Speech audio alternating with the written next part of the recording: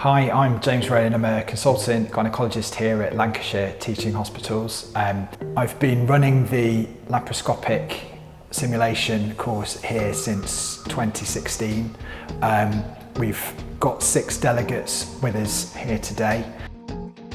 We run the course here at Lancashire Teaching Hospitals because we think it's really important to provide high quality laparoscopic immersive simulation training to trainee doctors or consultants in the early part of their careers looking to advance their endoscopic skills so that they can apply that to patients in their practice and provide the benefits that minimal access surgery can provide to patients. The course here in Lancashire, we tend to have delegates that come generally from the north part of the UK, but historically we've had patients from across the regions, and it's quite nice to put the northwest of England particularly on the map with respect to endoscopic training.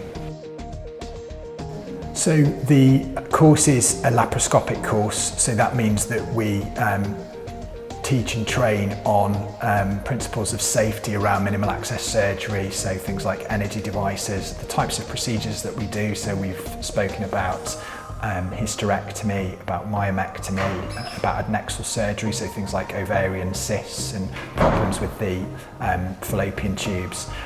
Quite a lot of the focus for the delegates in the training is around learning how to suture. So what we get time and time again from the delegates is that they are struggling to embed suturing into their practice. So the opportunity to spend a lot of time in a safe space, in a dedicated environment with really hands-on faculty, they seem to find really valuable in terms of enhancing their ability to suture, and that becomes invaluable in embedding that into their practice so that they can provide safer care for their patients.